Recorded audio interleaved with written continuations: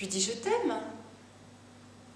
Il répond, mais non, enfin, trouve autre chose. Le moment est mal choisi pour aborder les actualités. Alors, je cherche des anecdotes. Cette nuit, par exemple, je lui ai confié la recette de ma tarte au quetch, stipulant que je ne la donnais pas à tout le monde. Eh bien, ça n'allait pas encore. Il a beuglé que la quetch, c'était moi. S'il m'expliquait exactement ce qu'il veut, ce serait plus simple. Ses exigences sont bizarres. Il m'a réclamé des gros mots. Flûte, zut, saperlipopette, crotte de bique, la vache, ils y sont tous passés, je me suis décarcassée. Mais il n'y a que derrière qui a eu l'air de satisfaire. Il me demande de lui décrire ce qui se passe. L'action, autrement dit. Mais il est là que je sache. Comment c'est, s'enquiert-il? Je le rassure, mieux, je l'encourage. Ne te distrais pas, lui dis-je. Reste concentré sur ton membre, avance vers ta jouissance. C'est comme un pavé dans la mare, un coup de poing, un coup de poignard, un dernier regard dans le brouillard. C'est déjà l'heure du grand départ, mais je m'en veux, je t'en veux. J'en veux à ceux qui sont heureux. Quand je regarde dans la glace, j'y vois le temps qui passe. Mais je m'en veux, je t'en veux, j'en veux à ceux qui vivent à deux. Finir la magie et la grâce. On tire un trait, on efface. Un enfant? Mais pourquoi faire? Avec l'autre, là? Marc, c'est de ton âge, hein? Un peu moins du sien. Bon, bien.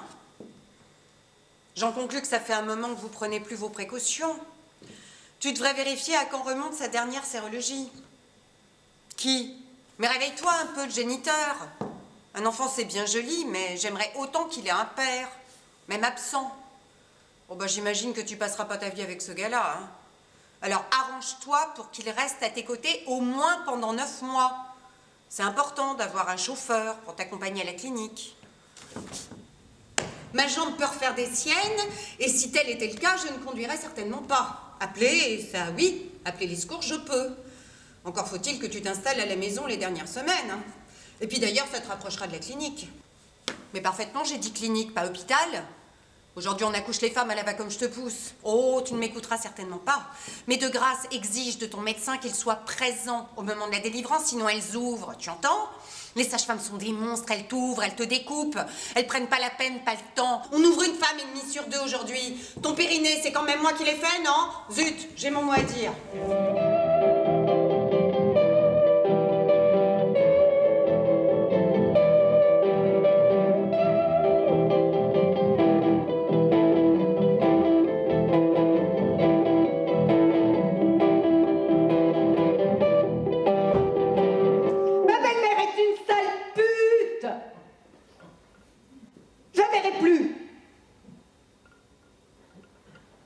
Et qui sème le vent récolte la tempête, hein?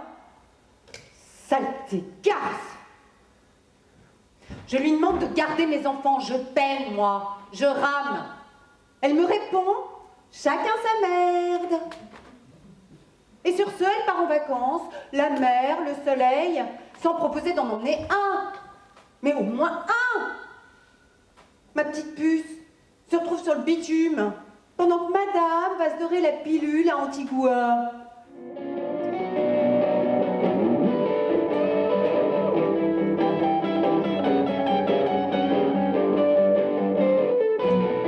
Parfois, j'en viens à regretter l'époque où nous n'avions que 2 chambres et mon cher point repas.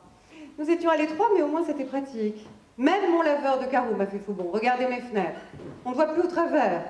De quoi vais-je avoir l'air vis-à-vis des popos et des mamans? 38 fenêtres! Non mais vous imaginez? J'avais prévenu Xavier. Je ne les récurerai pas, ni la femme de ménage.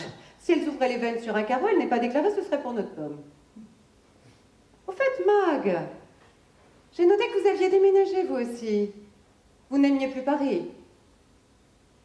Eh oui, c'est une fichue question, la place.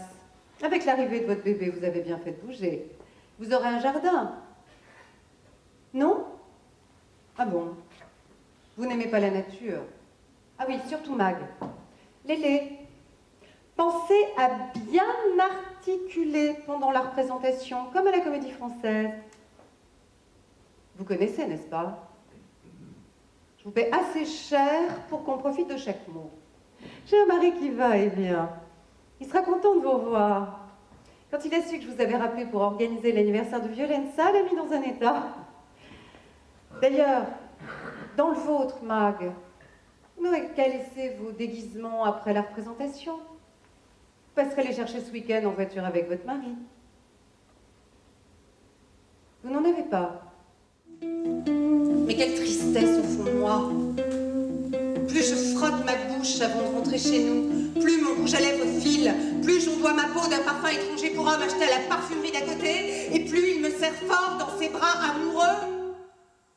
Mais si ce n'est pas le pire, de constater que mon homme ne m'a jamais tant aimée, que depuis qu'il pense me partager. Dites-moi ce que c'est. Le meilleur?